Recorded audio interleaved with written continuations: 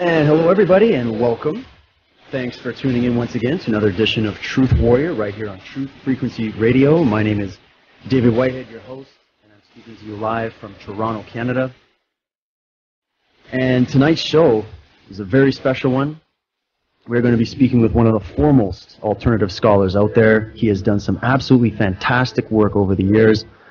He gives outstanding presentations on the Western magical tradition, the Hermetic arts of divination, Atlantis and prehistoric ages, ancient Ireland and the Druids, astrotheology, the origins of evil, secret societies, the female Illuminati, the war on consciousness, symbolism and symbolic literacy, as well as the topic, which we're going to be discussing tonight, which is psychic vampirism. And he is none other than Michael Tsarion. Michael, thank you so much for taking the time to join us tonight, and welcome to the show. Thanks, David. Thanks for the invitation. I'm glad we have time to go deeper into this subject. I'm real thrilled about today's interview, so thanks again for that. Oh, my pleasure, and it's an absolute honor for me as well. I think that this subject is one of the most important especially for people that are out there that are questioning what's going on, obviously in the geopolitical arena, and they're looking at things in a different way. It tends to attract, attacks from people, I think even within this movement, also from, religious community, New Age community, their local circle of friends and relatives. And so it's important to understand the psychology behind what's going on in people's minds, how that's generated, how we generate it ourselves. And so, and I've had my fair share of dealing with these types, and so I'm also very thrilled to have you on to speak about this particular subject. And I also, before we get into it, I just want to let our listeners know that we have the next MSAR Conspiratorium coming up. It's going to be held in Rochester, New York. I'm going to be heading up there with my good friend Chris Russack, and Michael is going to be there. It's going to be live in New York. We are going to be recording this one and putting out a top-notch presentation for people online in the future. So if anybody wants any information on that, the best place to go is on Facebook. Go to the MSAR Conspiratorium page and just like the page. You can interact there. You can post comments. You can ask questions. Michael is on the page interacting and sharing ideas and all kinds of different information. So check it out. And then, of course, all the information on the events are coming up. I think we've done 3 events now with Michael, and each one has just been absolutely mind-blowing. We've gotten through a lot of great information. We've got great feedback from the people that are taking part in it. So I think this is going to be one of the biggest ones, and so we're very, very excited about that. So without further ado, Michael, let's get into this subject. We've got 2 hours ahead of us. We want to try to cover as many points as we can. And there was a quote that was on the actual documentation that you had sent me that people can actually find on your website under Psychic Vampirism. If you go to the 6th page, you've got some documents there that you can download and follow along. And the quote at the top is from Mahatma Gandhi, and he says this. He says, "I will not let anyone walk through my mind with their dirty feet." And I really like that. It sums it up, and this is definitely pertaining to these vampiristic types of people. And just the first kind of, maybe we can get into a brief description for anybody that's new to that term and to this subject of exactly what is a psychic vampire, and then we can take it from there. Well, that's what these documents are really for. The whole website, and also the audio presentation that goes with it on psychicvampirism.com. It was really meant to be my 9th book. That was the original idea. And I thought that was so important, this information, that I decided to break it down, into the website. So these documents that we're going to be looking at are part of that. The presentation, the audio presentation, is part of that. I chose to read it as opposed to write it, so it's really the 9th book, but it's in this user-friendly form. But I think that it is, as you said, it's all about psychology, which is my forte. It's about really coming to a higher insight in life by knowing what evil is and the weapons that evil people are using. That's what this is basically all about. And the vampiristic thing is just one key element within that. It's something that we have to deal with as being human beings. We incarnate on this planet as human beings, and not all people are moral, not all people are good, not all people have a conscience, and your point that you made will certainly unfold. In fact, if you could read the whole first paragraph Absolutely. That'll get us started, because these two documents we're going to go through actually get to the very point that it helps to unpack. But yeah, well, let's start at the beginning and systematically go through it. It'll be a lot more help to people who are listening. Absolutely, yeah. And so basically, if anybody, as I said, want to follow along, this is the Vampire and You page, and you can read along with me. The first paragraph, it sort of sums it up. It says this: vampiristic types are not merely suckers of energy, they are dumpers. Spending time in their presence will eventually make you tired, confused, stymied, and unwell. However, even if you remove yourself from their toxic presence, you may find it hard to heal. This is because the poisonous energy they've dumped in your field is not cleared quickly. It can take years to decord and return to a hygienic state. Moreover, going to certain healers might be counterproductive. Many New Age healers, quote unquote, can be vampiristic in their own way. So be careful. When entering a clinic and therapy room, take note of the conditions and the energy. Use your sense of smell. If it does not feel right, excuse yourself and leave. Now that's important, because this couldn't be more serious, because remember, what we're trying to emphasize in this first paragraph is that simply you have two problems. You may have been exposed in your family, with family members, with boyfriends, girlfriends, with people at work, with business contacts, whatever, or other people that you know. You may already be suffering from the problem, and it may take a lifetime to diagnose it, i.e. vampirism. I mean, we're talking about something here that is not very well known throughout the world. So there you are with this problem. Then luck shines on you, and you actually find out, hey, it's vampirism. I know what it is now. Okay, next step, you try to go and get it solved. You've heard about some New Age stuff, and you say, yeah, these people out there, great healers. Yeah, I need somebody to work on me. I need to, clean my field. I'm going to go to this person who talks about auras, or I'm going to go and get, a really good shakedown, a massage, whatever it might be. And then problem number two. It's nothing to do with you. It's not your fault. But you don't know that in this world, many of these vampiristic types, some of the most severe ones, in fact, become not only psychologists, but also so-called healers. So you have this paragraph really alerts you to these two problems. One, that you've been vampirized by somebody over whatever period of time. And secondly, your very attempt to do something about it, your very attempt to get free of this, to, as it says, decord, which is an incredible process, actually. But then it can lead even to further problems. So that's why those people who have been suffering from this, or who in the future may suffer from this, be very careful. Make sure that those healers have a good reputation, that, and basically just use your own senses, so that when you first have a consultation or you go in there, something feels healthy, something feels right. That's all we can really say about that. But we can move on from that point. But those are the key areas there. Well, and it's so perfect that the term is actually psychic vampire. I mean, I actually recently watched the movie Interview with the Vampire, and I was just, you take a look at all these different portrayals of vampires and, this whole metaphysical character or whatever, and you look at the traits, and the traits are that they are very attractive. They have a certain charm about them. They appear to be wealthy. They appear to have something to sort of dazzle you with.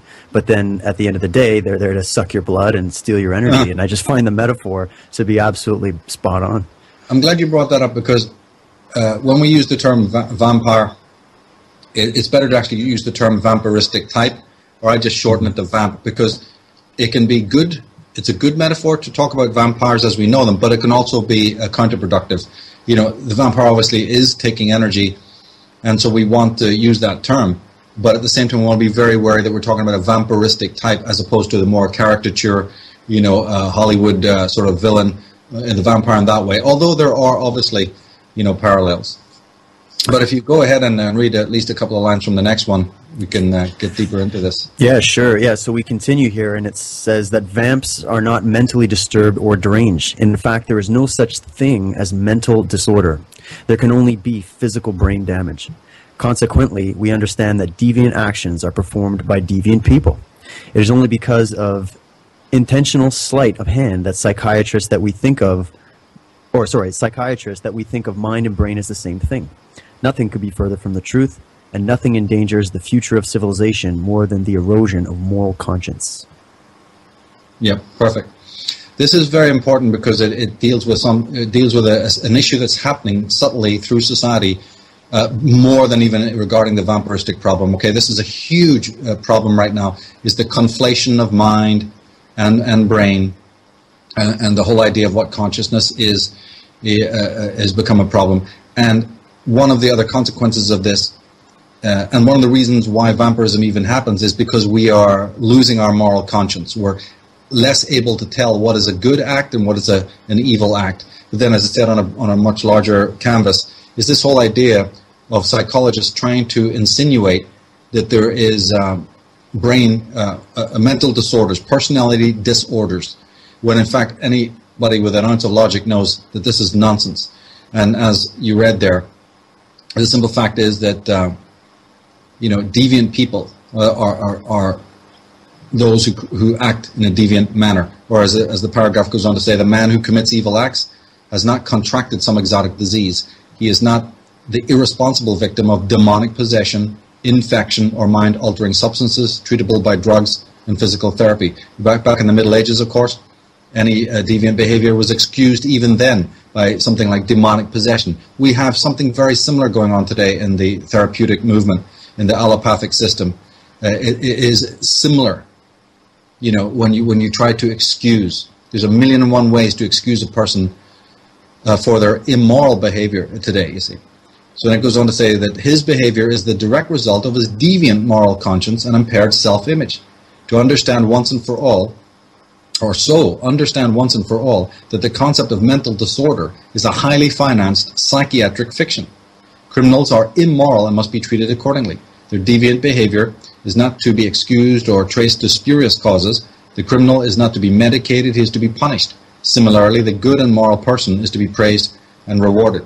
Because I brought this up in post-humanism, that evil people discover eventually that actually the world doesn't necessarily, it doesn't necessarily reward you for good acts. It's just a strange thing that it doesn't, and therefore somebody says, well, wait a minute, then, hey, why don't I just go and do as I want to do, since there's no automatic push-button reward system in the world, And then parents and society makes it worse, because often we don't reward good actions of children and so on, but we're very quick to get in there and penalize them for, a bad kind of behavior. And so we're hypocritical. And then this can create a child to realize that, there's a hypocrisy action going on here. Why should I even be good? And then, as I said, society in general is going down a very dark path now, where instead of being able to analyze and understand what is immoral action, any kind of immoral or deviant behavior is immediately being, labeled personality disorder, post-traumatic stress disorders, mental disorders, ADHD, whatever it might be. And I'm not saying that those things don't exist, but we're hurtling into a black hole of total meltdown from a point of view of civilization when we try to. It's like Ayn Rand basically put it the best. She said, the man who does not know and slowly fails to understand that good is good, in the end ends up not being able to understand that evil is evil. And this is one of the most profound statements, that you could ever want to hear, because it's actually happening in front of our eyes on a daily basis, basically. Oh, absolutely. And another picture quote that comes to mind is from Krishnamurti, where he says that it is no measure of health to be well adjusted to a profoundly sick society. And it just seems that when we look around at what's being shoved down our throats by the media and encouraged, in all aspects of our society, this is now becoming acceptable behavior, and then we have, of course, the advertising companies that are preying on the fact that everybody is disassociated, they're narcissistic, they're almost creating that in order to turn profits and sell products. So it's all the way throughout society. It's absolutely systemic, and I agree. We have to shine a light on it and be aware of it. I think a lot of people want to ignore it. They just want to look at it and go, well, there's nothing we can do about it, so just let it be. But when we can get into our own inner work, and then we can actually at least improve ourselves, and then if more people could do that, we could cause great change in our society as well, right? Yes, and by knowing what an evil action is, then you have a strong discrimination yourself, and you're able to communicate that sense of discrimination, and then the evil are less likely to get off the hook for the evil that they do. But this is also why this is so important, is that we have never been in an age, at least in more of the historical period, for many thousands of years, actually. We've never actually been really in a period where evil as such, evil as evil, has been correctly penalized. All we've had is different forms of, excuse and false treatment of it.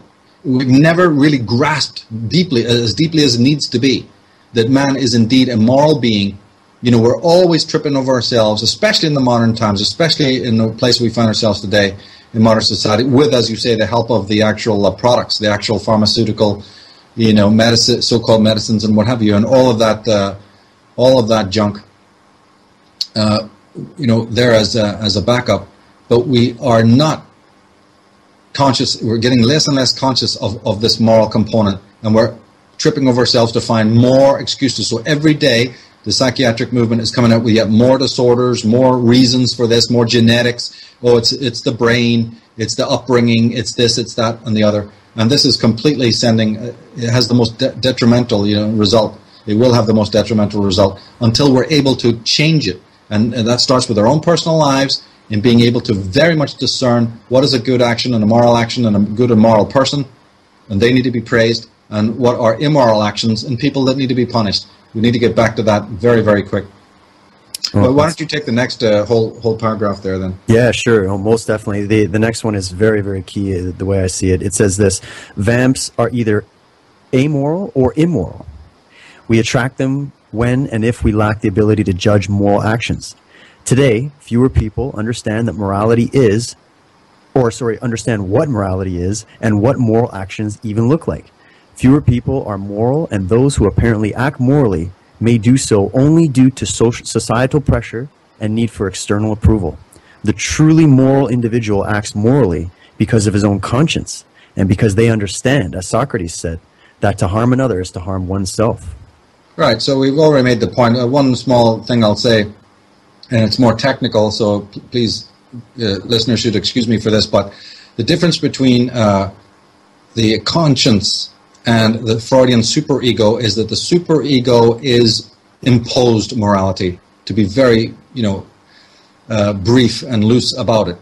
But it works to understand it this way, that when mom and dad has shown us some basic guidelines, and you will get punished if you do bad things, and then you move on to school and you start looking at what other people do, and society in general, the representative of that is the superego. But when all is said and done, it's not the same as conscience. So one of the ways, if you were leaning more towards a Jungian way of expressing it, you'd say that the superego is the moral component of our ego, whereas the conscience is the moral center of the self. So one can muse on that. We really can't unpack that any further right now, except to say that conscience and superego are slightly different. Guilt and conscience are different. Guilt and shame are very different. Guilt is over misdemeanors that you have done towards other people for which you naturally feel guilty and wish you could have changed. Shame is something much more personal. It's about something that often can't be really changed so easily. It's something that you have done to yourself. There's every different researcher has a different way of explaining shame and guilt, but that's the way I look at it. Is guilt is more stuff that you can change by going to that person and saying, hey, I'm sorry, or even within yourself realizing, my God, I shouldn't have done that. I feel guilty about it, and I'm going to change. Whereas shame is something that extends over a longer period of life. It's something that has a deeper sort of impact, and it's far more existential and hard to change. But so even those two should not necessarily be considered as referring to the same phenomena, you see. Why don't you go ahead and take the next one? About halfway down, I can finish it off. Sure, sounds good. We continue saying that vamps believe themselves to be entitled. Yeah, that's a big one. They think they deserve not only physical possessions, but the time, care, and servitude of others. They are arch pragmatists who do not care for you as a person. On the contrary, they care for you as a resource and a means to an end of pleasure and security. In the beginning and early stages of your relationship with a vamp, they will say anything they think you want to hear. To win your interest and trust, to court you, they come across as exceptionally attentive, yet strangely elusive. Initially, they attempt to walk in rhythm with you, so that, like a cunning predator, they get to know your scent and your pace, your personality type, as much as they are able. That's it. Then it carries on to say, they expertly give the impression that you mean something to them. Now, this is important too, because as R.D. Laing, the great psychologist, said, when you give love and you give trust, And you might give it very easily and for all the right reasons. But unfortunately, you don't notice that when you give love and trust, you stupidly, and I'll say that, you stupidly imagine that you're getting it back from the other. You don't test for it. And it may even be months or years that go by before you finally realize that you've been conned. You see, so when we give out of virtue, when we give love, trust, care, finances, money, whatever it might be, help, assistance, we often stupidly imagine that we're getting it back. It's just a foible of human nature, and psychologists know all about it. So one has to also, sort of observe that capacity in themselves. So as it says, they expertly give the impression that you mean something to them and that they want to know who you really are. And by God, this is like honey. I've often described from the people that I've known who've suffered under these psychic vampires, it's almost like a death, a sweet death. You know how you see all these flies in amber, or sometimes you'll see on a sunny day these moths and flies in the actual jam jar or honey jar. You died, but you certainly died sweet death. Yeah. This is one of the syndromes. It's a very peculiar syndrome. Because they lather you with this mystique, and they lather you with this elusiveness, and also they lather you with probably what you've never had, which is genuine, what appears at the time to be genuine concern and care and interest. And we are interested in ourselves, and we are interested in telling our stories to people, and we are interested in having a shoulder to lean on and often cry on. And if somebody comes and tells us, I'm interested in the real you, man, that is one of the biggest triggers, and we're jelly after that, because we are, in many senses of the word, prostituted in that sense. So the caption goes on to say, this strategy works for them time and again. So understand that no one, and here's the spiritual gem that comes out of this, and it can take a lifetime to grasp what this caption is now saying. So understand that no one can or should know you through and through. You can't know another person completely, and no other person can know you completely. I mean, that's the law. And if you either obey it or you disobey it. This is a romantic fiction for which most emotionally prostituted humans fall. The person who protects your secrets and privacy of being, right, who has reverence for it, and who has this sense of personal privacy themselves, that person is an evolved human being worthy of your friendship. So again, needs a lot of meditation on that. We can only deal with it in brief, but these are things that are very weighty and can help to dissipate, I believe, the webs of illusion and the webs of enthrallment you see that surround most of us, certainly in our intimate relationships. Anyway, why don't you read the whole next one? Sure, yeah. It continues saying that most vamps can be described as human chameleons. They are malleable and capable of morphing to suit whatever situation they find themselves in, or whatever person they choose to spend time with. This is why it is important to closely observe a vamp in the company of others. You will be surprised at how effortlessly they alter their personalities to suit the occasion. If they find themselves in the company of vegetarians, they'll become vegetarians. The next day, when in the company of meat-eaters, they become meat-eaters. By mastering the art of mirroring, they endear their victims. All the while, they inwardly roar with laughter at the fools they make of those who place trust in their facade. Wow, that's powerful. It is. And when I say the next day they become, the media, I don't mean actually physically the next day. It takes time. But this is something that you will find. Astrologers, anyone who practices astrology knows that there's even certain signs where people tend to do this. It's not necessarily a bad thing to morph. In fact, it's a sign of high society, being quite skilled at etiquette and so on. But it's slightly different in the vampiristic person. They literally are in... let's go to the core of the matter. They have such a weak personality themselves that they do, in fact, excel at this mirroring and do take on the personality traits and the likes and the interests of the person they're in. So it's very hard to discern, who's a vampire in your life, a vampiristic person, because you like people to be into what you're doing and you want them to like the same music and the same food and so on. But when you're dealing with vampiristic types, you have to almost have a second part of you that's observing to see, do they really like the music you're interested in, or are they just pretending that they like it?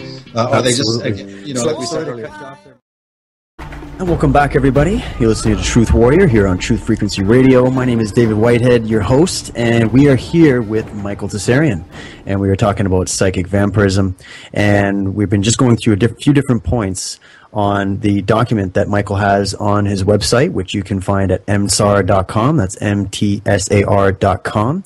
And if you click through and look for psychic vampirism, you can find it there. And on page 6, there are 3 documents that you can look at, or you can download to your computer for free, and you can follow along with us as we're kind of going through each point, one point at a time here. So, Michael, before we got cut off by the break, we were just wrapping up that last point on how these vampires are very much like human chameleons, and they seem to be very good at blending in and trying to match your frequency and trying to give you the illusion that they are like you, that they're on your side, that they support you, that they're there for you. They're very charismatic, but then at the end of the day, there's something that they actually want from you. So maybe we can continue from there. Exactly. We can, I think that this active mirroring that they do is difficult to discern, because remember, we all do it to a certain extent. When you meet a friend in the street and they're telling you a story that's not very interesting, you pretend to be interested. So again, it's about developing these senses where you can tell when it's a benign kind of mirroring or something we all do in order to be social, and this more perverse, malignant version where there's a sense of inauthenticity involved in it. This is also very, very important. But again, we could unpack this ad infinitum, but let's just move on. Why don't you take the next one? Sure. It says this. It says, you enjoy being liked by others. Better still, you enjoy and crave the company of those who make you feel good about yourself. And you will, like a vampire, probably a lot at first. This is because they excel at making us feel good about ourselves and our accomplishments.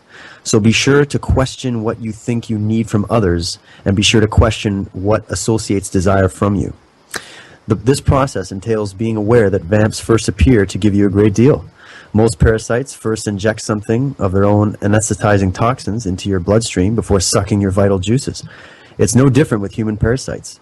When the honeymoon ends, you'll find yourself feeling deeply indebted. This in turn leads you to empty your physical and emotional coffers into the lap of the vamp. Exactly. It's a very common dynamic.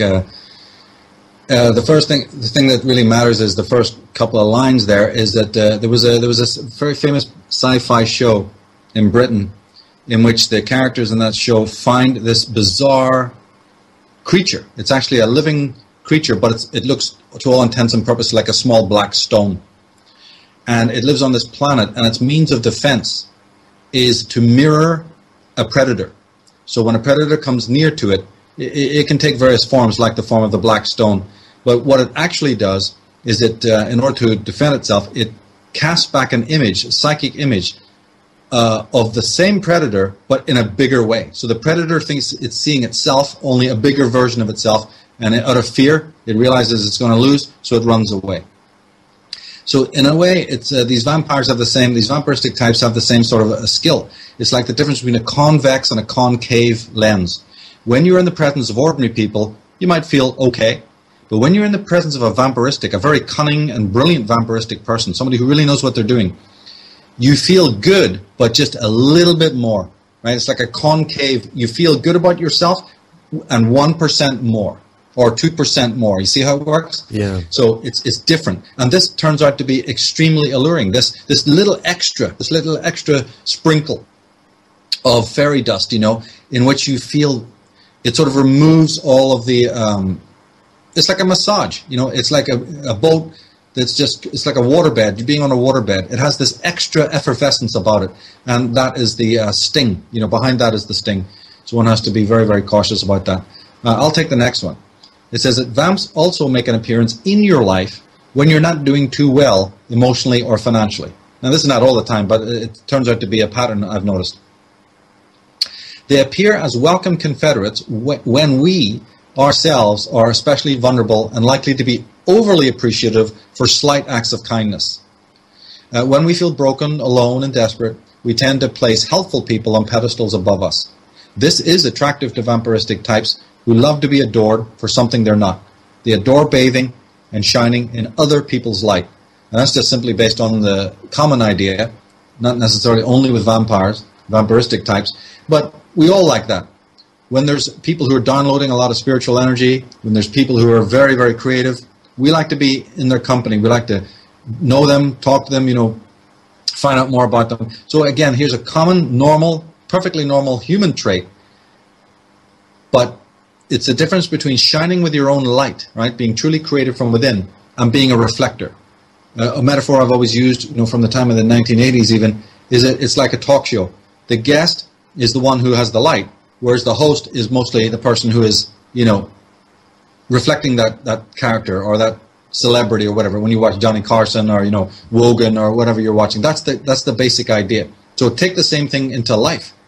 There's certain people who burn by their own light, and then there's other people who only live to reflect and bathe in that and those other people's light. And again, we need to learn how to discern the difference. It's very, very important. And I guess that would be because they themselves are lacking a connection with their own inner light, so they have to go out and try to fill that by using other people. I mean, I work with children a lot, and we often talk about bullying because it seems to be an absolute epidemic in our day. And, we talk about the same concepts, that those bullies are calling you those names and projecting all that toxicity onto you because of the fact that they themselves are missing something, and they're trying to piggyback off of your success or your popularity, or even the fact that maybe they view you as a weaker victim, and then they can rise up themselves. So really the dynamic is there, that it's a false rising up above another when you're talking about a bully. And I think it's so important that children these days, especially with the school systems being as they are, and the insanity that's going on in the world, that they understand and are equipped with this knowledge of how to identify these people. And also, if it needs to be, learn how to even fight back, because sometimes that's the only thing a bully understands. Oh, yeah. No, exactly. There's a time for justified use of force, when you're doing it properly. And that's another key element there. So if we continue on here, Michael, the next section says that vamps rarely communicate clearly and rationally about their past. Regardless of how you attempt to probe, you will not be given too many accurate details about their past friendships, romances, and experiences. Their omissions in this regard are a major red flag. Their path has been so strewn with crime that they are forced to radically edit their past, rearranging events to give inquiries a false impression. If you ask about their past experiences, they will feign forgetfulness, change the subject, or change their stories repeatedly, offering implausible and highly colored accounts. The past holds no interest for them. This is true of all immoral criminals. Those who recount past experiences vividly and who spend time reflecting positively on their life are trustworthy and real. Those who never speak of the past and who deride reflection are to be avoided. Exactly. I think that speaks mostly for itself. I always have the image of a book in which the pages turn in one direction only. Another metaphor I've often used is that for most of us, our life is like the typical family album. All the photographs have been nicely put into a book. They're all in a certain chronological order. They're very neat. And they have some sort of chronological coherence. Try to understand that the vamp's life, the vampiristic person, is like a box, just with every single Polaroid, every single photograph, just higgledy-piggledy in there. That's their life. That's the way they live. It's such a common thing. In the captions before, those are slightly vague if you only had to use those to discern a vampiristic type. This caption is much more specific. It's an absolute, indelible fact that they do not have a past consciousness. And if you're looking for it, test for this one. It's far more accurate as a means of discerning a vampiristic type, this one, when we talk about the past. But I'll go ahead and take the next one. At first glance, most vamps appear to be exceptionally effervescent, innocent, genuine, and even evolved. They seem to be untouched by the problems that burden people. This illusion occurs because sensation is mistaken for true emotion. And we'll make a comment on this in a minute. Indeed, it can take a lifetime for us to discern the difference between sensationalists and emotional people.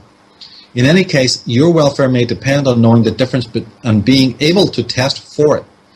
Test for emotion by speaking to the vamp about moving experiences in your life. Watch the vampire in the presence of other people. Note their responses when they're swept into emotionally charged situations. If they remain indifferent, unmoved, or exasperated, it's not a good sign. Watch emotionally charged movies with them. and watch their responses, if any, when emotional scenes occur. In fact, I say that note if their facial expressions match their words, right? But additionally, discreetly ask them to describe, say, their best sexual experience or spiritual moment. Decide whether the account is truthful or fictitious. For example, ask the vamp, this is just an example, a hypothetical, ask the vamp to give an opinion of whether the act of sex without love can be as satisfying as sex with love. Note their answer. And naturally, most vampiristic people will say that sex can be perfectly exhilarating and equally as important and fantastic, you see, even when love, the emotion of love, is not present. Of course, that's a red flag. Alternatively, pretend as if you personally believe sex can be exhilarating. You can just turn it around and say that you believe this one day driving in the car or talking casually. Pick your moment and then bring up the conversation and say, yeah, as far as you're concerned, you see, you think that sex can be perfectly as exhilarating when love is absent. And then you note the response of the vampiristic person, whether they agree with you or not. However, I do say that remain cautious whatever answer is offered by them, noting that vamps excel at telling you what you want to hear. So in light of this, carefully choose the moments in which you set tests for the vamps in your life. To some people, this may seem extraordinarily extreme, but believe me, if you ever have been victimized by these people, you will lap this up. This will not seem extreme, these kinds of tests. It only comes as bizarre because, again, as I said, the life we're living in which we always, project our own goodness onto other people. Oh, and I can definitely vouch for that. And then that first line again, simply, it's very, very important. There is a massive, massive difference. And I just don't know what to tell people, to what they have to do to discover the difference. If you don't know the difference, if you're not willing or unable in some way to see the difference between a sensational person, I mean, you got to really look up what that word means. What is sensation and what is emotion? And are they the same? Because you know something? At first glance, and if you're not looking too carefully, or if you've never really learned to discern the difference, my God, you're going to fall into this trap. And the way to fall into it, of course, is to have, let's put it this way. If people in your family have been emotional, the typical Italian, the typical Irish, the typical, then that's good. That's emotion. You may not like it, but you at least know how to look at it. You at least know this person will die for their friends. This person will die for a cause. That's emotion. Sensation is something completely different. But again, if you're not looking too closely, they can appear to be the same.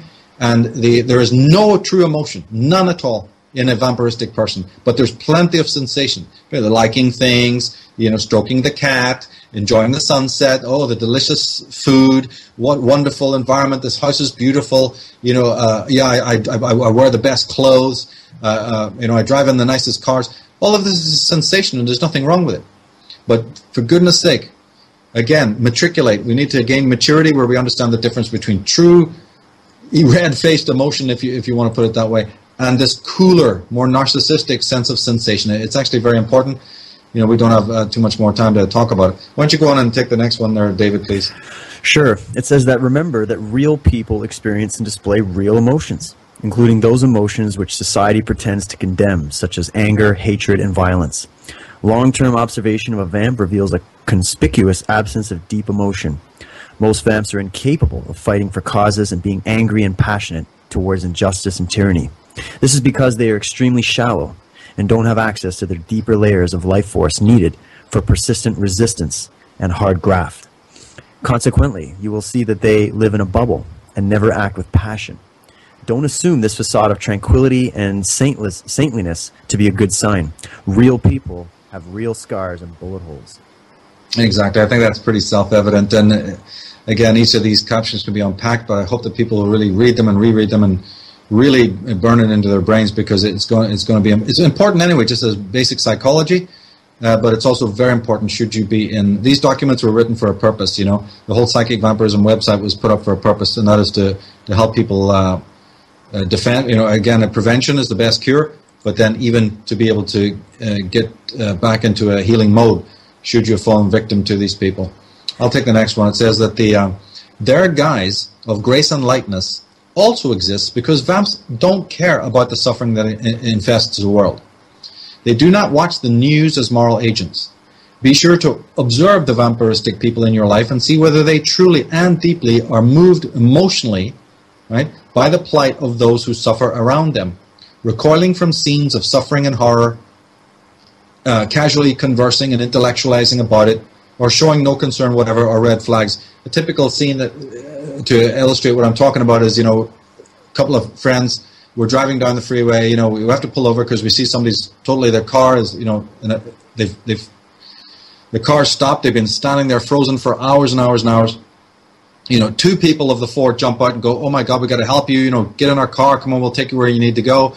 And this person's saying, oh my God, I had this horrible day, all of these bad things have happened to us, and you can see that they're, they're wounded, they're sad, they're tired, they're cold, they're penniless, whatever the situation may be. And the vampiristic person is looking at their watch going, how long is this going to take? I need to get home. Yeah.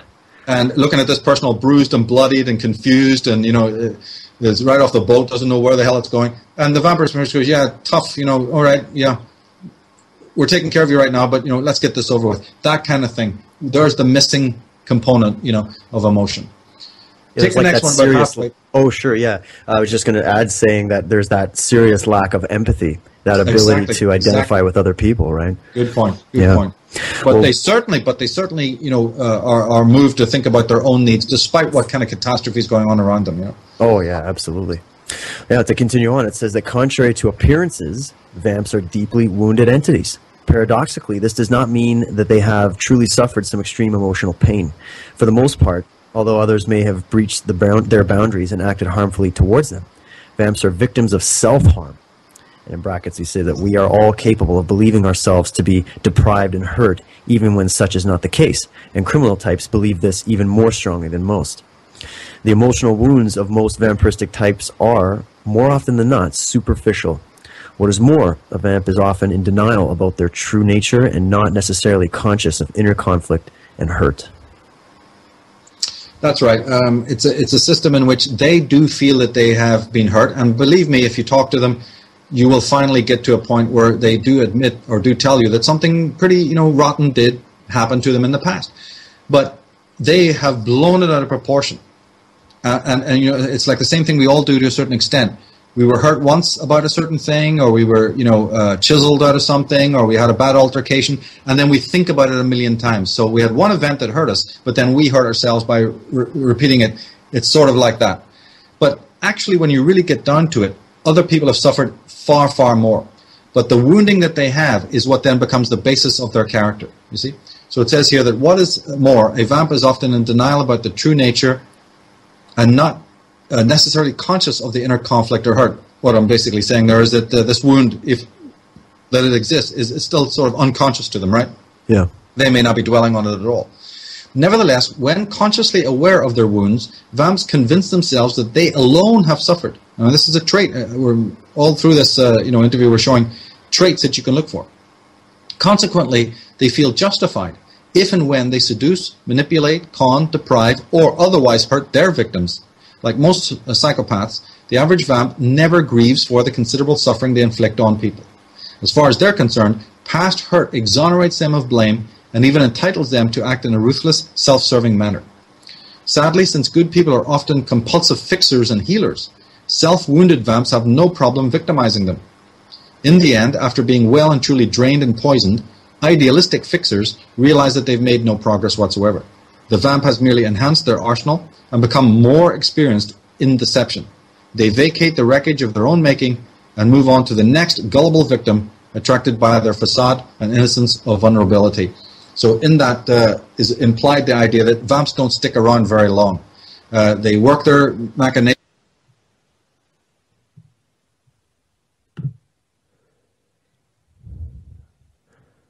Oh, Michael, we might be going in and out there. I'm not sure if we've got it. Years. Oh, there we go. Hopefully it shouldn't.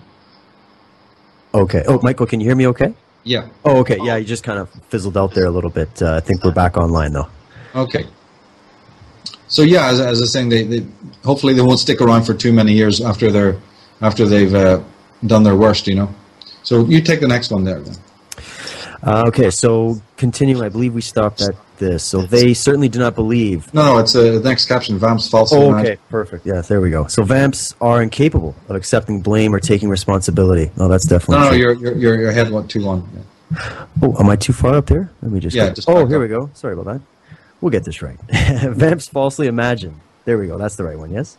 Yeah. Okay. Vamps falsely imagine that everyone's attitude toward and outlook on existence is similar to theirs. They certainly do not believe that people intentionally act morally. Instead, they prefer to believe that everyone around them is fake and hypocritical. It's convenient for them to believe that most people are just as shallow and narcissistic as they themselves are. They adopt this attitude, so they never need to accept blame. What is more, their detached, icy stance allows them to expertly point out moral foibles in other people. We frequently mistake this ability as a sign that a vamp is insightful and super moral. This is what the vamp intends us to think. Later, we realize how misguided we were. That's right. You asked questions later on about, hopefully we can get to about the connection that this has, or the ramifications this has to the bigger political scene. Yeah. Well, this moral superiority that often certain vamps exude is key to that, because isn't that exactly the same way that the politicians and people in that, the higher you are up the hierarchy, the more sort of entitlement, but also this moral superiority that the image of it anyway that comes across, you see, is very, very key to this. Oh, that's absolutely embedded in all of the corporate structures. It's actually, this is how you climb up to the top, is by trampling over other people. And it seems to be that it's the people that lack morality that are promoted throughout the system, no matter where you look. Right. Especially in the Christian world, the whole idea that, they're greater and you're a sinner, or they have the voice of God instructing them what to do. There's always some bigger agenda, some bigger reason, some more great moral component that they're aware of and that you're not. All of this is used by tyrants and bullies to keep people down. Oh, absolutely. It continues on here. It says that vamps are incapable of accepting blame or taking responsibility. It does not matter if the incident or infraction in question is small or large. Moral people accept blame and experience actual remorsefulness, whereas immoral people continually and irrationally blame others for their own mistakes and misdemeanors and never feel guilty. Learn to test for this foible. To progress in life is to be able to admit fault and learn from mistakes. The vamp does neither. Wow, that's a big one. Yeah, and this is far more traditional. This is more well known. A lot of people speaking on the concepts of pathology and psychopathy know this. This inability of people to ever accept blame, and they're just incapable of it. All these sort of serial killers and classic, psychopaths fall into this category. This one is a little bit more generically well known. I'll take the next one. It says, their lack of conscience and general irresponsibility means that vamps are lackadaisical and inept when it comes to performing simple chores and duties. They may even be inclined to shun domestic and professional obligations. Commonly, they seek praise without earning it and tend to rely on others, leaving things to the last moment. When money comes their way, they spend it frivolously and without stint. They're incapable of delaying gratification. Surface image is of paramount importance to them. It is their stock in trade. As we said, these are self-murdered people without soul or conscience. In a real sense, they are their own first victims. Wow, yeah, I've seen this in so many people I've interacted just in my lifetime, and I guess it's all just a level of degree, and I'm sure some of the listeners can identify with this, is that it's very much impossible to actually negotiate with people that have this type of mindset, and we see it, as we were pointing out, on the lower level, in your social circles and your family and whatnot, and then we also can see this demonstrated on the larger end of the fractal, on the the political stage, and on what's going on in the world, talking about politics in the corporate world, etc. So I think that absolutely this is a huge warning to people. They should definitely check this element out. That's right, and again, even on a most pragmatic level, on the day-to-day level, notice this continual inability and dislike to actually perform duties and fulfill responsibilities. I've even known situations in which a person that was vampiristic didn't even go, and a member of their family was coming out of hospital right after a major surgery and needed a ride, and this ride had been negotiated for days, and the vampiristic person remained sleeping in bed and completely forgot about it, as if it was just like nothing, as if it was like paying the milkman. Forgot to actually go and pick this poor sucker up that was, coming out of hospital with major surgery. And they just completely, I want to sleep in, so it doesn't matter. Went in one ear out the other. These kind of extraordinary situations in which the most basic everyday things we have to do almost unconsciously because they're domestic, But again, you'll start to notice that paying credit cards, paying bills, keeping the lights burning and the food on the table, simple things like that are just thrown to the winds. Like, what the hell is this? And you can find yourself, if you're in business with these people, You can find yourself in extraordinary debt and extraordinary problems. They've been telling you one thing and then, saying other things behind your back and so on. All of these different issues that we really can't get into at this point. I'll take the next one. It's kind of short. It says that during your time with them, vamps will, in one way or another, tell you who and what they are. This is one of these peculiar foibles. But you must listen well and not dismiss the voice that within yourself that warns you all is not right. And this is what we do constantly. We do this in general in life. People are speaking and they're telling us amazing things, but we're not bookmarking it. Or when we even raise a red flag, then we dismiss it. We go, oh no, I can't be right there. Oh no, I'm just going to ignore that. Where of course, the detective in you says, no, I'm going to remember that. I may not know all what I need to know about it, but I'm not going to forget that, you see. So as I say here. Well, so sorry to cut you off again, Michael. We're going to another break, so let's just break that down on the other side. So folks, don't go anywhere. We're heading into the second hour here with Michael Tsarion on Truth Warrior. Be back in a few short minutes. Don't go anywhere. And hello, everybody. Welcome back once again. We're here on Truth Warrior. This is hour number 2. We're speaking with the one and only Michael Tsarion, and we are here breaking down some of the fundamental key points about the subject of psychic vampirism, which I feel is a very important subject to get into for people, especially if you're here in this time investigating truth, asking the bigger questions of who you are, why you're here, and where we're going. And along that journey, I can only speak from personal experience, you're going to find that you're going to meet a lot of adversity. You're going to run across people that are going to constantly try to undermine you, constantly going to try to shine or stand within the light that you are shining and try to steal the stage, so to speak, and they can be very taxing energetically on your consciousness. And so to understand how these vampiristic type people work and to be aware of this is the key. And I think that really points to a valuable insight into when we're looking at these different problems we face in the world. There seems to be a large amount of people these days that want to avoid truth. They want to avoid looking at the issue. They want to avoid getting in and trying to investigate and dissect the origin of the problem and exposing the parasites. And the reason for that, of course, is because people haven't done that within their own self. They haven't done that within themselves. They haven't gone within and figured out what it was within themselves that was toxic and that was creating the chaos in their own personal lives. And it just seems a lot easier to claim ignorance is bliss and to just ignore what's really going on in the world, let alone what's happening in your personal relationships. And just before the break there, Michael was breaking down a very important point, and I just want to recap, and I'm just going to reread that one section again so we can start from there. He was just breaking down the section that says that during your time with them, these vamps will in one way or another tell you who and what they are. But you must listen well and not dismiss the voice within that warns you that all is not right. To disregard your inner warnings means to later remonstrate with yourself, saying, I should have seen the truth, and how could I have been so gullible? Michael, take it away. Exactly, and you're right when you said that in this day and age we will be meeting these kinds of people. I made that point in the actual audio version of the actual main program, in which I said that, look, even if you're not going to run into a full-blown vampiristic person, you will be in the company at some point of neurotics, psychotics, and even schizophrenics.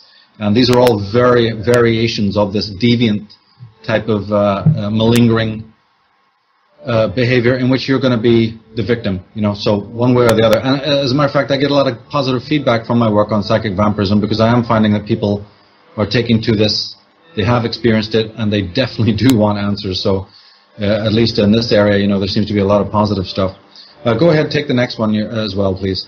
Sure, and I just wanted to add to that as well that I myself have had my fair share of dealing with people throughout my life, and this work has definitely helped, awaken me in a deep sense. I first heard, I think it was a couple years ago now, back in 2008 or something, and you had done a show with another Canadian, actually, on the topic of psychic vampirism. It was the first time I heard of it, and when I started getting in and reading the breakdown and really understanding it, and then now with your most recent work, which I highly recommend to people, it's just really shown the true level of knowledge that we can have in this field. And to reference that, if anybody listening just goes to YouTube and you just type in Michael Tsarion psychic vampirism, there's and I'll actually provide a link for people in the description of this archive. But you can go check it out. I believe it's close to 3 hours long, if not longer, and it really just breaks everything down in great, great detail, more detail than we can possibly get into this evening. So I'll just point people in that direction. And so to continue on, it says, when and if you give to a person, how do they reciprocate? Do they rely on words or deeds just to placate you? Or don't you have boundaries? Perhaps you believe in unconditional love. If you do, expect to be victimized time and time again. There's no saving you. In this life, you need 3 things to survive and succeed. Boundaries, boundaries, and more boundaries.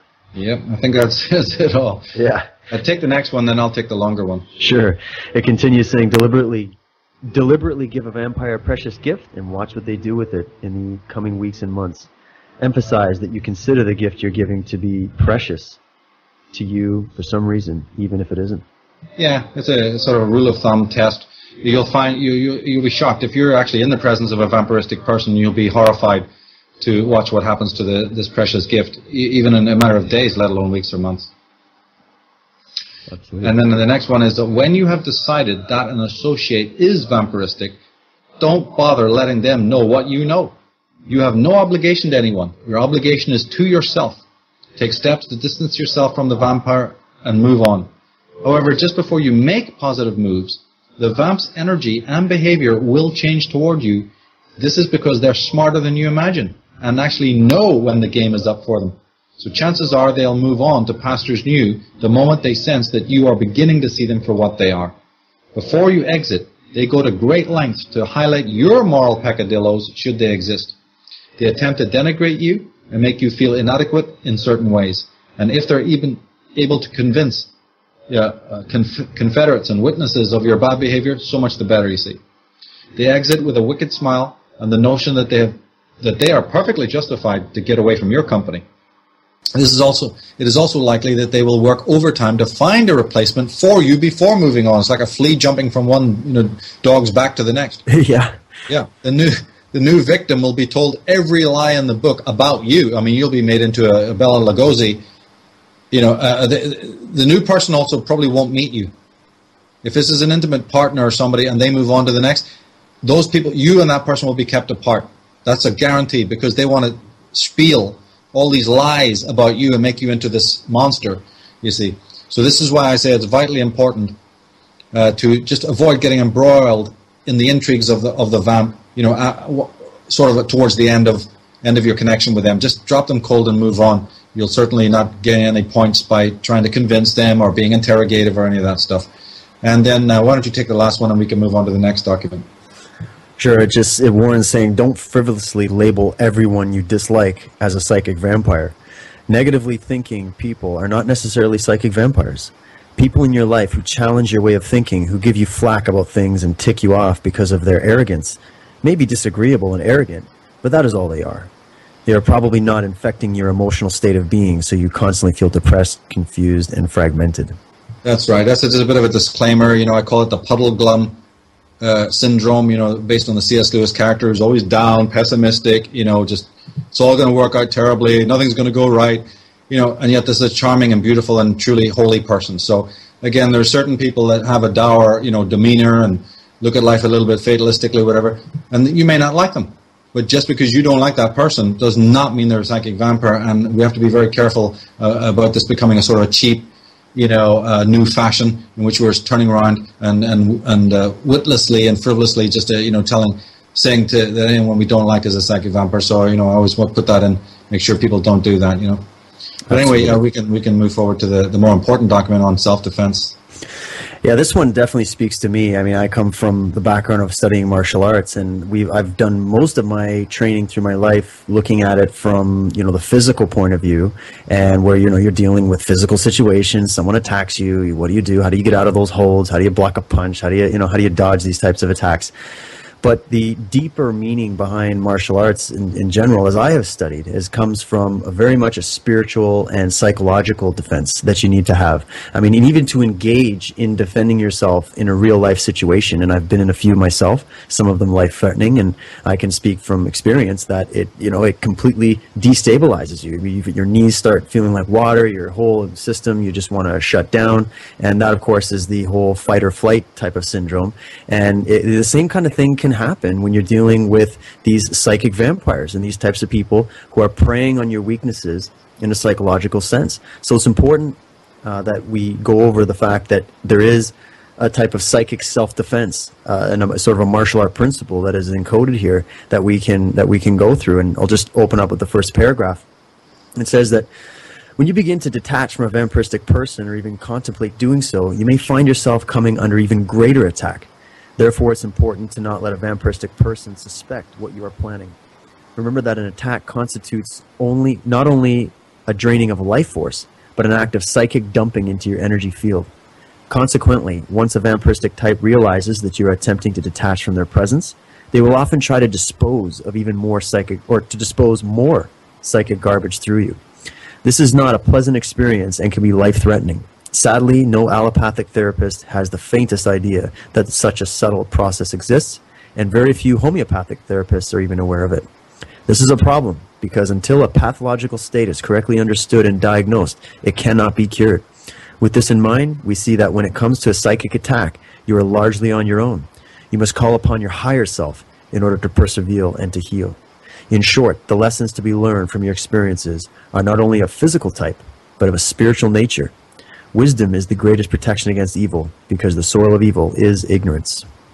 Yeah, there's a lot in that, of course, we don't have time to go over, but the main idea is that these are very, very predatory and cunning individuals who have the, as you said earlier, have the chance to wreck your life.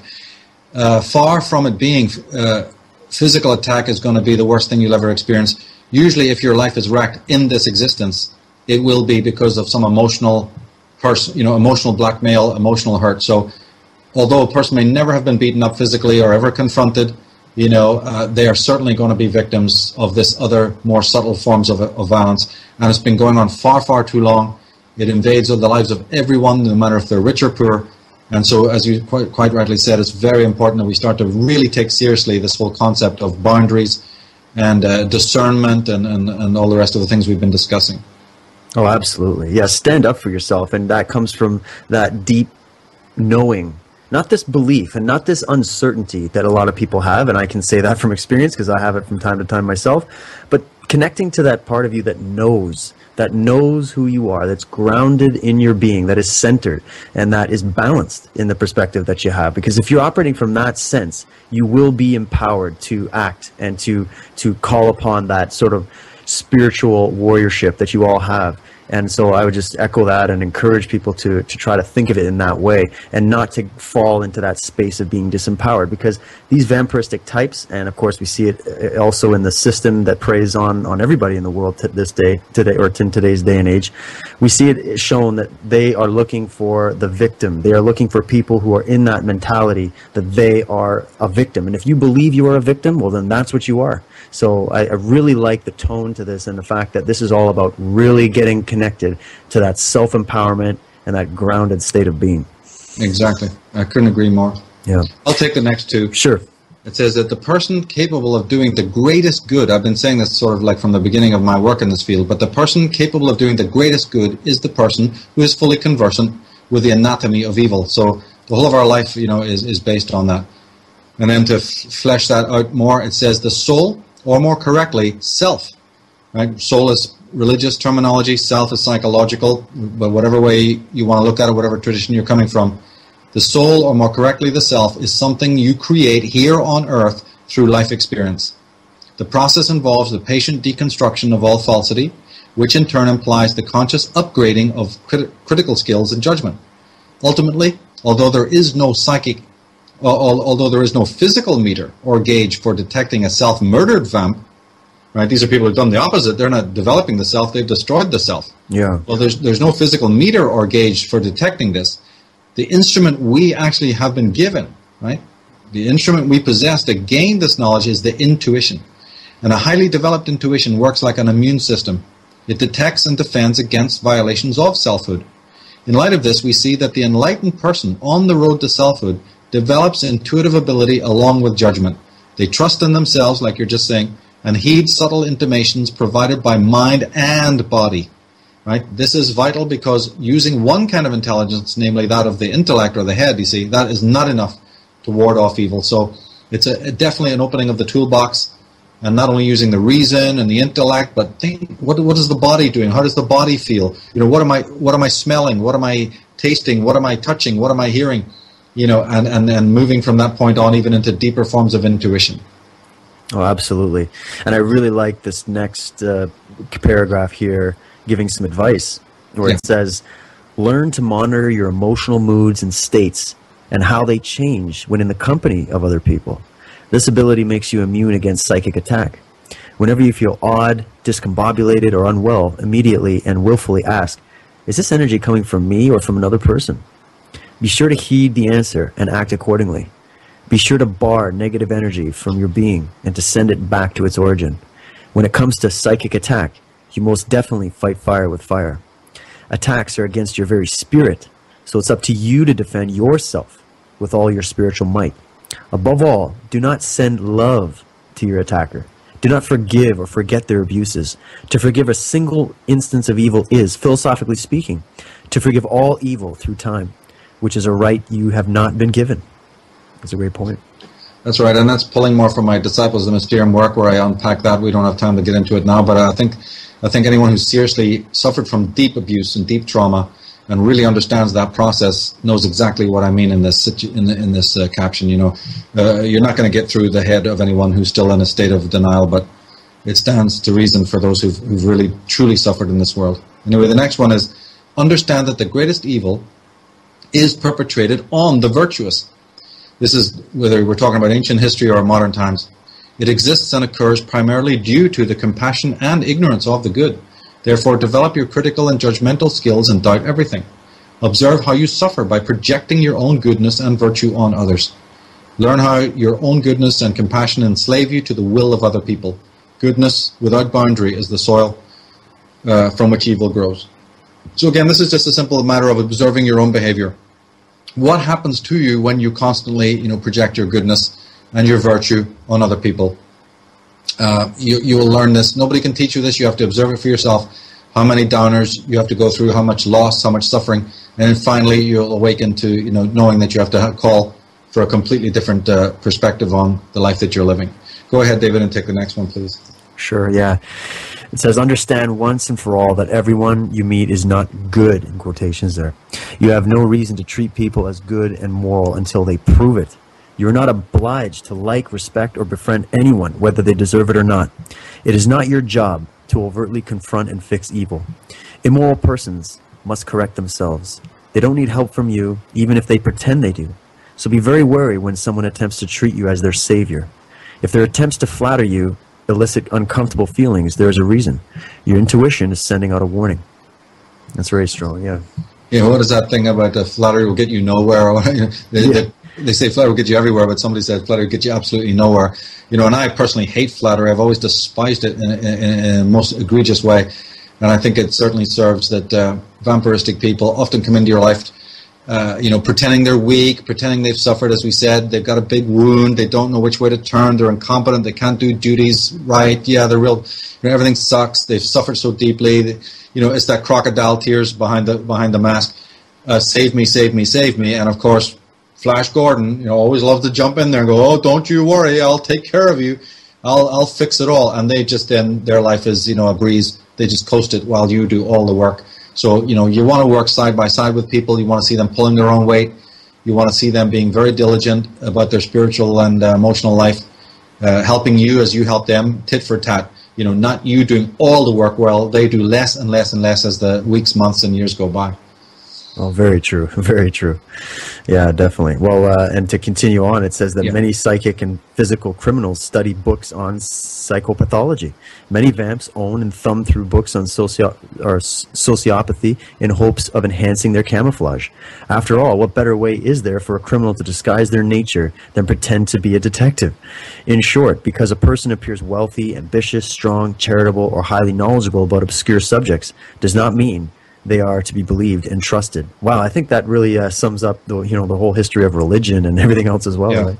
But it applies to this specific subject because it's a little trendy right now. It's a little fashionable, of late. There are spinner rack books on this. And who do you think is going to thumb those or be attracted to those more than anyone else? In fact, there's an actual true case, a true crime story case in which one of the most vicious criminals was actually discovered with the book, what was the book called? The Sociopath Next Door by Stout. Oh, really? It's on my list on the Psychic Vampirism website. That book was actually found in the possession of somebody who was like a practical serial killer in Philadelphia. I can't remember the exact situation, but it goes without saying that this is the case. And it is a truism that you do not expect the chief of detectives to be the criminal. So they know this. And therefore, we have a blind spot. We can't think that the person who appears to be a religious person who goes to church, who's had a long career as a preacher or as a philanthropist, you see, we just don't think that those people, it's such a shocker, and yet we've got to learn to discern. We've got to see behind the veil of words and understand through action, what people are. It's still something we need to be working on in this civilization of ours. Absolutely. Then this next one, I'll take the next one. It says that your adversaries are the measure of your inner power. Only the powerful have powerful enemies. Realize, therefore, that you can defeat any adversary that seeks your downfall. No matter how dark the way, the light is there to lead you to safety. If you're unable to see it, though, it's not the fault of the light. What this basically means is if you see a Goliath crashing down the road towards you, sword and mace in hand, understand that as frightening as that may be, these powerful enemies would not be seeking you out if you were not powerful in your own right.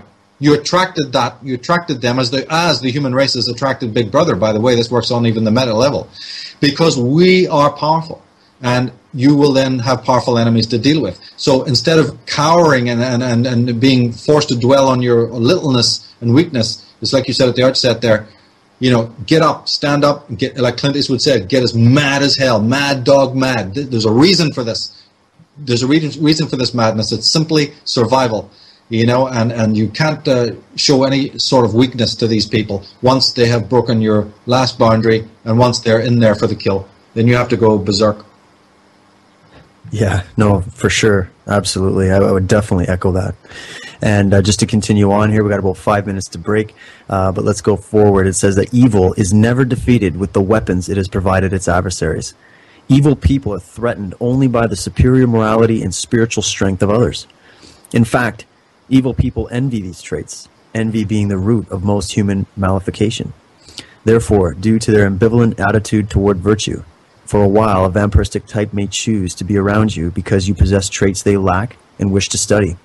The experiment is doomed from the outset because the relationship will be one of attraction mixed with repulsion, and because the vamp eventually realizes that the virtue is not something they can cheaply purchase and install overnight.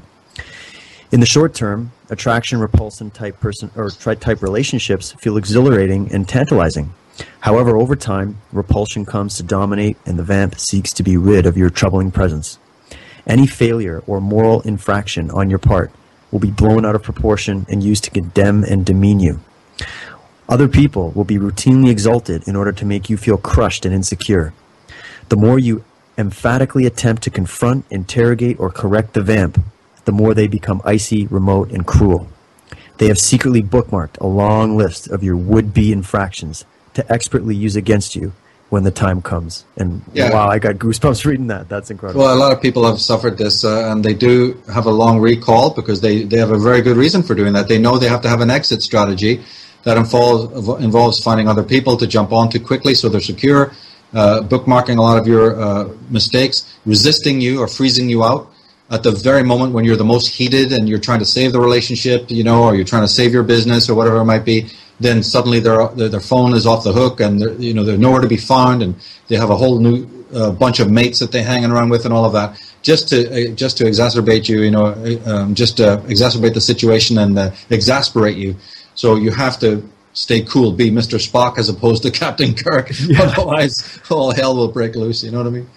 Wow, that's so true. So true. It blows my mind how once it's shown to you, it's almost like once it's brought from the subliminal into the into your focused consciousness there, it really hits you like a brick. And once you can see this, once you can spot it, man, you're gonna see it all the time. And you're going to be far, far less abused because you know these facts that we're talking about here. Oh yeah. So the next one says that false love enslaves, whereas true love frees. When you think you're in love, you may be wrong. You might simply be enthralled. You might simply wish to impress mates or ingratiate parents. Watch to see if this love that you're in serves to make you wise or foolish in your choices and decisions.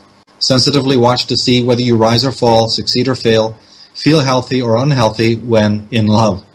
Do you drive away good friends or win more of them to your side? Do you receive more lucky breaks or less of them? Now, this one was based on a friend of mine who had suffered under heavy-duty vampirism. He had said that the very proximity, right from the point go, the meeting of the vamp in their life signaled, disaster. Before that person discovered that it was this person's energy, things started to go wrong, until obviously things couldn't be going this wrong just naturally, right? So then later they were able to get free. But this caption emphasizes that just the very presence of the person, not even their actions, the very fact that they've entered into your life, strangely, things that were going real well, or even your moods that were, good, let alone business, connections and opportunities, suddenly you're on a downhill spiral. That is, again, if you watch for it, it's a red flag, because their very presence, I call it the Hamlet complex. This one's called the Hamlet complex, in which the very proximity of immoral people, they didn't even have to do anything, right, if you read the play. Just their simple proximity brought Hamlet down low, ruined his mood, completely made him feel pessimistic about life itself. And yet for the few moments when he was with Horatio and he was with his friends, he was light, a completely different person. So just the simple proximity of toxic people has an enormously toxic influence on your life before they even have to even physically do anything, It works this way. So beware of that as well. Oh, absolutely. Well said. And we're coming up to the next break. So, folks, we're going to be breaking down in the last segment. We have one long segment ahead. We're going to break down the macro level of this. We're focusing on the micro. So don't go anywhere. I'll be back here on Truth Warrior in just a few minutes. And welcome back, one and all. You're listening to Truth Warrior here on Truth Frequency Radio. I'm your host, David Whitehead, and we are here having an absolutely fascinating discussion with Michael Tsarion, talking about psychic vampirism and really breaking down a lot of key elements here and some fantastic documents that he has posted on his msar.com website. If you go under Psychic Vampirism, you go to page 6. You can download these documents and read them for yourself, and I definitely recommend that you read them, reread them, and then take some time to introspect and think about it. Compare it to situations that you may have experienced in your own life, and start asking these questions, of yourself and question others around you. And for the majority of the show, we've been breaking down the sort of micro level of this, of how this affects people on an individual level. And I really want to get into the level of the macro and how this interplays with this global control system that we are experiencing and that is ramping up more and more every day, and how this kind of works into what we're seeing displayed at the top levels of government, of politics, money, finance. Michael's done some fantastic work on covering the occult level of this with the secret societies and really breaking down the symbolism as well. But Michael, how does this affect, and how is this played on by the media, by these marketing campaigns, by just the influence that's at the top in general, to sort of stir this on, to keep this going? And then how do we get into understanding the extreme cases of these types of psychic vampires and really trying to get like a portrait of the mentality of those that are at the top of this control system? Well, there's a definite connection between because it's all evil. You see, whether it's happening on the microcosmic level in a domestic situation or business setting, and then moving up to the corridors of power. The whole reason why evil even exists is actually extremely simple. This is why the remedies to the problems we have are actually very straightforward. Is that we have been constantly forgiving evil. We've been permitting evil to exist because we forgive it. As I said, it's born out of the compassion but the ignorance of the good. Now, governments work their evil because we forgive it, in the same way that an individual continues doing their evil because we forgive it. It's only when we have and therefore, you see, we sort of condemn ourselves then to have heavy doses of evil in our own lives so that we turn it around. Because the more that we, don't experience it in our own lives and it's just happening to somebody else, then we are forgiving. It's only when we ourselves have been brutalized and suffer immensely that we realize that that is just fiction, that's just nonsense. And then we are, made mature. But on another level, as I said, we're all on this journey of selfhood, right? The human experience from the time we're born is about developing your soulhood or your selfhood. Now, evil people and evil deeds prevent us from attaining that, right? We meet obstacles. From the earliest years, we can find that progress of a spiritual kind is impeded because of the deeds of other people. And so, although we're on the road to selfhood, we meet these obstacles. These are obstacles that are there because we have to grow, because we have to gain, they're just a part of the situation. You can't be born on this planet, try to commit to a spiritual progress, and then not meet obstacles and challenges. And that's why I've always described this adventure, even in the realm of politics, as holy work. I've always said that when people are just thinking, oh, we're just talking conspiracy and how to get rid of, say, the Illuminati or something like that. Yeah. No, its application is far deeper than anyone could possibly imagine. It actually has to do with one's own soul development, But the governments, for instance, like Joel Bakan, right, who wrote The Corporation, it's almost almost axiomatic now to understand that governments are psychopathic. They work like spoiled children. They can't, just imagine it was an individual, right? They're evil, they can't delay gratification. They're psychopathic. They don't take responsibility for anything they do. They're faceless. They're utterly psychopathic. So even mainstream people have now brought this to the world's attention. That these corporations and governments are doing things and they have no remorse for their crimes or their damage done. So until we actually stand up and take the power into our own hands, don't think that government is ever going to change. Other writers have shown you that government kills more of its own people than it does of foreign so-called enemies and so on. So we have to, think hard about how our ancestors did it and take the power back, Well, absolutely. And there's this meme out there, especially in the New Age community and in the sort of religious community. And it's this idea of what you resist persists. And I think it's just something that's been taken out of context, but a lot of people just choose to say, well, if I resist tyranny and evil, if I resist this evil, or I point it out and I study it and try to understand it, then I'm somehow giving energy to it. I'm somehow supporting it. So it's better to just be ignorant of it, to ignore it, to go, sit in some lotus position and just, forget about it, right? There's this movement. A certain level of detachment is needed for every spiritual person, right? That's absolutely essential. But at the same time, the human part of us must be moved by the injustice, must be moved to fight tyranny, especially if we've dealt with tyranny in our own lives or abuse in our own life, you see. So one is automatically moved.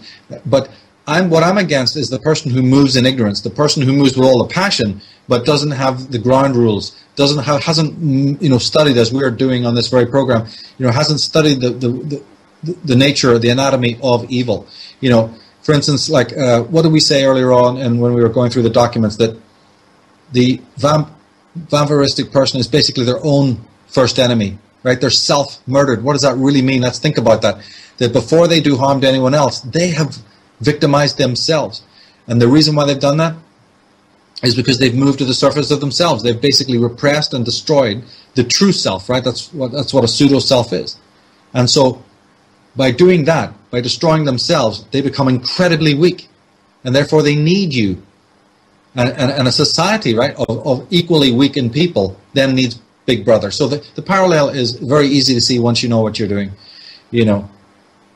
Oh, absolutely. And we see this growing all around us, and yet we see people not lifting a finger to do anything about it. And that's why we are obviously in that age where we can have access to information, and we can go and look at these things and research these things. And I would say that there's no excuse in our day and age for people to claim ignorance anymore, as opposed to, say, back in something like Nazi Germany, where they were able to just say, oh, well, we didn't know, he saved us from depression, and so we just went along with the plan and had no idea, and all the German soldiers were just like, well, we're just following orders.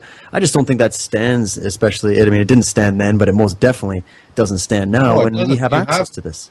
Exactly. You have so much access to this information, and people like myself are working over, day and night to put out esoteric information so that our knowledge of the whole, how did this establishment get to be, how do these governments and this evilarchy get to, what's its roots, I've been working to show how that is connected to, the psyche of people, and how we basically, by, like we're saying what the vamp does, by repressing selfhood, by not working with selfhood, then we become overly reliant on external modes of authority and structure and so on.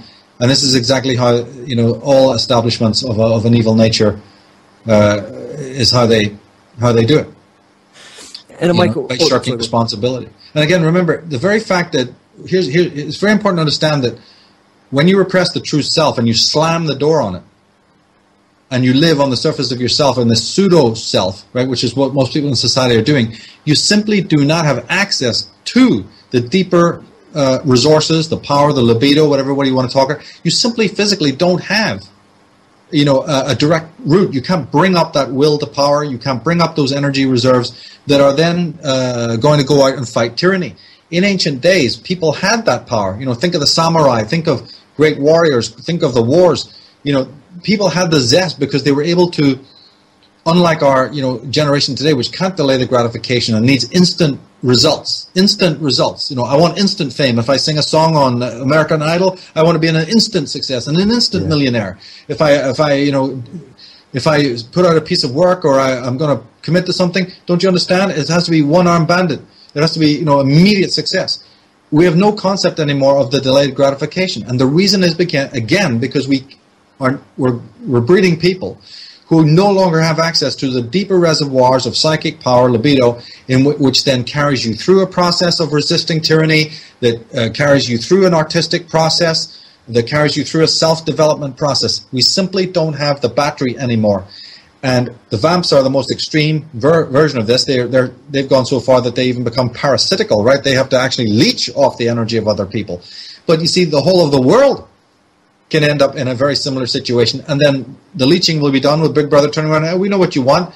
We'll just keep on through our media, giving you what you obviously need. And the very extortion and confiscation, control, injustice that your guests and other people are talking about all the time in this movement, that we know the government's responsible for. The vamp is doing exactly the same thing. They're extorting, they're confiscating, they're controlling, and they're committing crimes, unjust crimes against maybe a single individual or a couple of individuals. So the parallel is again there.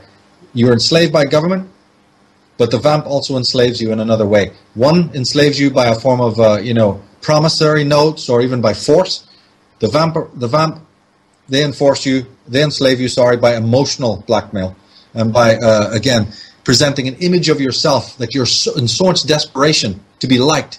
You're so needing to feel calm and rested and have a bit of beauty and peace around you, that you'll fall for every despicable creature that throws you a coin, because we're not pulling on our inner resources to say, it's nice when I have these things. I like it when people like me, but see, if people don't like me, hey, I'm not changed that much. I'm exactly the same person as I am, because I'm bringing I'm bringing deeper resources from within myself. It's nice to be liked.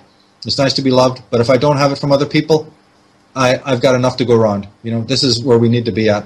This is the kind of people we need. And again, the problem is in a bigger way, if you don't have those resources, if you're not able to tap those deeper resources, then how the hell are you going to fight the injustices of religion, government, or any other injustice, even on a more of a city level? You simply don't have it. So we're breeding people who are going to walk right into the global village because of this, because they simply do not have any more of the resilience, and the kind of will or even the physical energy to do what, say, a Noam Chomsky has done through his life, or a Eustace Mullins, and so many other people like I mentioned. Well, absolutely. And it seems like in today's age where we have all of these rebellions, uprisings, protests, etc., I mean, on one level, I look at something like that and I'm encouraged because I'm seeing, okay, well, people are at least having a reaction. It might be a knee-jerk reaction, but at least it's a reaction to seeing tyranny or seeing injustice. But then it sort of just fizzles out. It gets co-opted or whatever, and it just seems to be more of ending up being like a venting process more than anything else, or getting any actual real change, implemented.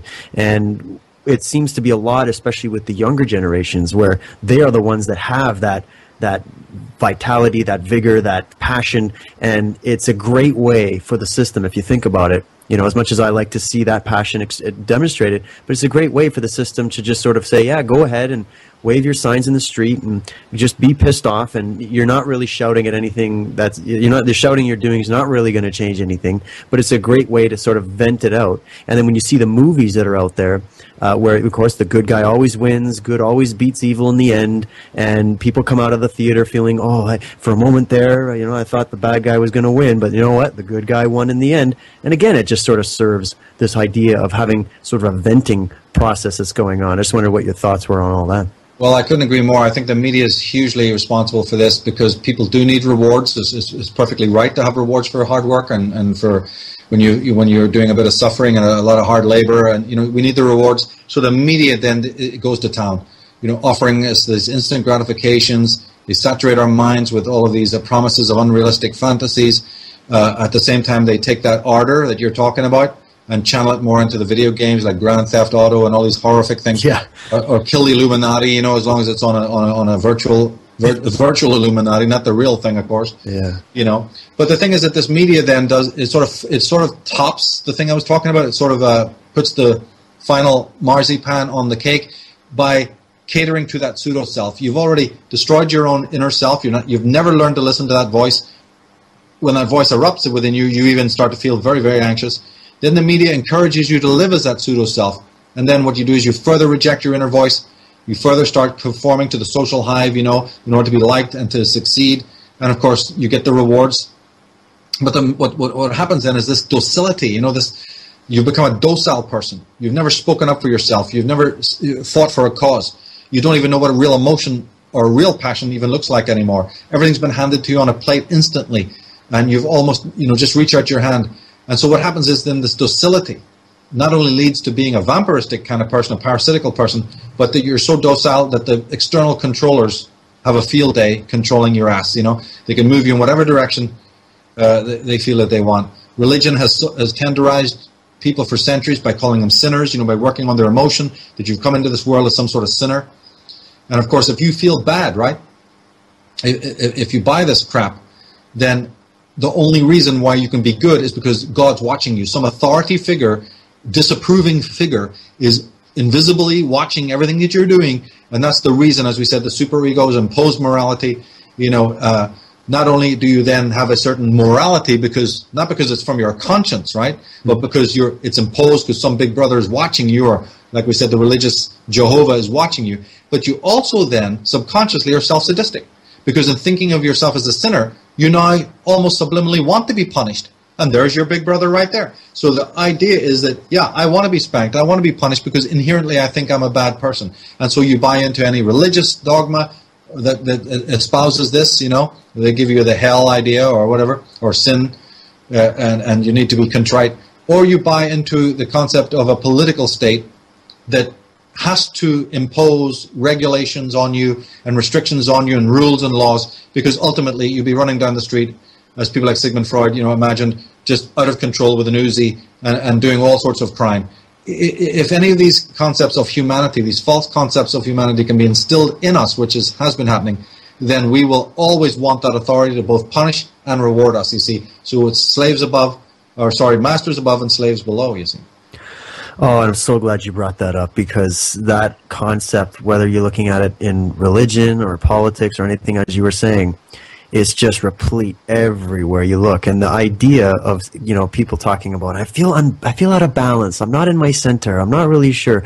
Well, but that whole concept of no master above, no slave below, is really speaking about that equilibrium and that balance. I mean, if you're somebody that has to go out and control other people and influence other people, then you are in that dominator complex. You're in that mindset where there's something missing within yourself, and then you need to go and put that shit on other people. You got to go out there and just put yourself forward as being the master, and that's going to give you the gratification that you're seeking. And on the other side, you have the other side of the imbalance coin, where people are in that slave think. They're so passive. They're so they don't want to get involved in the conflict. They don't want to look at the perpetrator and call them out and stand their ground. So they have this slave mentality. So it seems we've got two extreme polarities that no matter what system or what sort of philosophy that has been introduced into our society you look at, it's trying to get us into one of these states or another, because in that state we're imbalanced,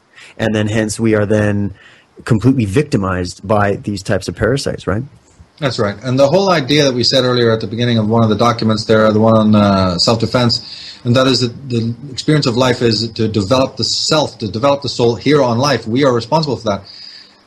To unpack that more, it's just simply that involves an attunement of the body and the mind and the world. It's a threefold attunement, actually, because it's okay that you attune your own self. You could be okay with that. You say, hey, my mind is good, I'm not too extreme, my emotions are kind of balanced, I listen to even what my body's doing, what it's saying, but then there's the world as well. So it's self and world that need an attunement, and of course it's ludicrous to say that that's going to be a fixed situation. You're never going to experience it as a fixed thing. It's a constantly renewing, very yin thing in many ways. It's a very, like in martial arts, it's a very special attunement that is constantly changing form, and you have to flow with it.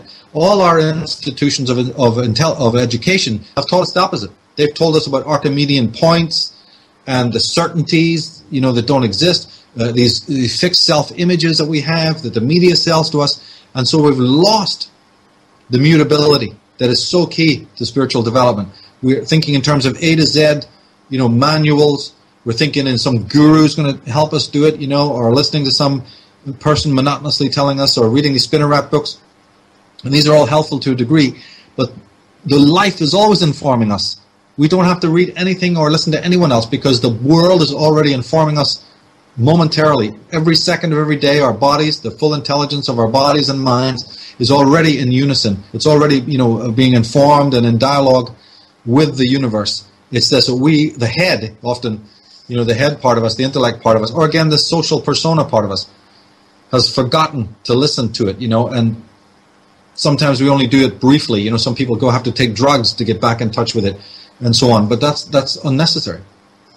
And I think that this incredible fallout that's happening in modern times, you see, has to be turned around. But you see, never forget that in studying the roots of evil, you discover what's going on. Just like I've shown in other work, like these Masonic hierarchies, these fraternities, other fraternities, the school systems, are all filtration systems, ensuring that it's only immoral people who get to the top, but they also serve to filter the good people out.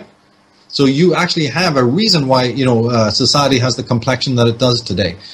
But it doesn't mean that it can't be changed. All the problems, we've spoken about this on our previous interview, that every single problem that we face is actually very simply fixed. It's a strange paradox that most people don't want the simple fixes.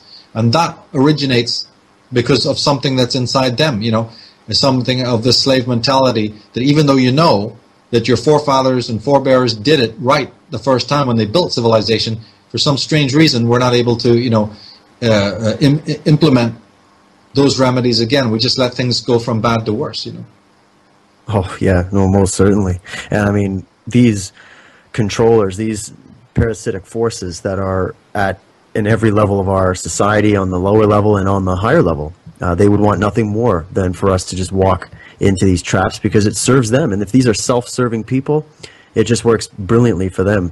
And I just wanted to quickly throw a quote in there from one of these people that have looked at this. This is from Bertrand Russell, and just kind of talking about what they were looking for and what would be perfect kind of a scenario for these governments and these apparatus to take control. And he says this, he says, it's to be expected that advances in physiology and psychology will give governments much more control over individual mentality than they now have, even in totalitarian countries. Education should aim at destroying free will, so that after pupils have left school, they shall be incapable throughout the rest of their lives of thinking or acting otherwise than their schoolmasters would have wished. And he continues to say that diet, injections, and injunctions will combine from a very early age to produce the sort of character and the sort of beliefs that the authorities consider desirable. And any serious criticism of the powers that be will become psychologically impossible. Even if all are miserable, all will believe themselves happy because the government will tell them that they are so. And I see that applied in the government level and also with these personal psychic vampires. It works the same way. It's a form of you being so out of your center and so into a pseudo-self that you can no longer register what your own feelings are. That's why we mentioned about how you need to get back into thinking about how you feel, even if it's only for a few seconds, bumping into somebody in the street. A few minutes ago, you were in a certain mood, right? Then you meet this person, you move on, and suddenly your mood's destroyed. Do we ever actually think about, why that happened? No, we've been taught to think it's us. We're responsible inwardly. But we forget that we walk in a plasma of other people, and those people may be incredibly toxic. In fact, if we can go back to the document, I want to read one thing we missed. Sure, yeah.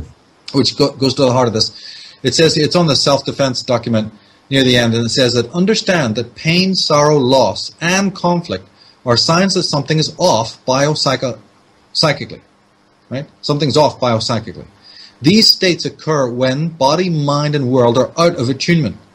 Contrary to what you've been taught to believe, though, the imbalance is not your fault. It is probably caused by the proximity of toxic, spiritually unworked people in your life. Therefore, it is important that you understand the manner in which the influence of other people affects and disaffects your life. Find out how much of what you decide upon and want is based on the influence of others. Regardless of our natural composure and equilibrium, the presence of other people undeniably serves to attune or detune us. This is why our character can be judged by observing what kind of friends we make.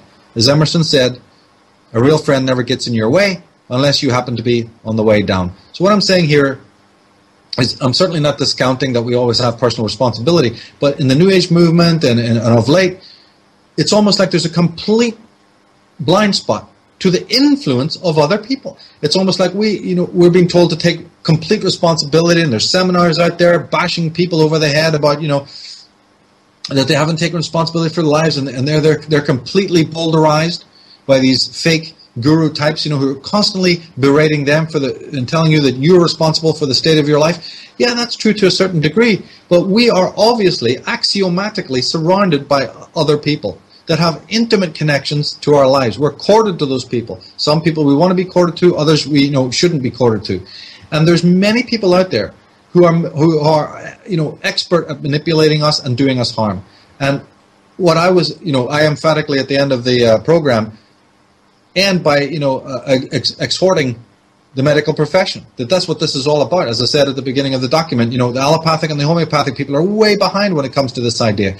Therefore, their treatments are largely, useless until they understand. If you go to a psychologist today, you could go to a psychologist for years and years and years, and they'll never address deeply the people in your life and what their nature or character is. They keep the focus entirely on you, and that is why people don't get cured. It's a simple axiomatic fact. It's the same thing in the allopathic system, where you go in, you get these treatments, you say, hey, I feel real down, I feel depressed, I'm having all sorts of fatalistic thoughts and ideas, and they just give you medicine, or they just deal with that this is something that's going on organically within you. Absolutely. So sorry to cut you off there, Michael. We're just at about 20 seconds before we get cut off here. We really got to do another show and try to really break this down even more. And I just want to quickly say before we leave, thank you so much for coming on the show with us today.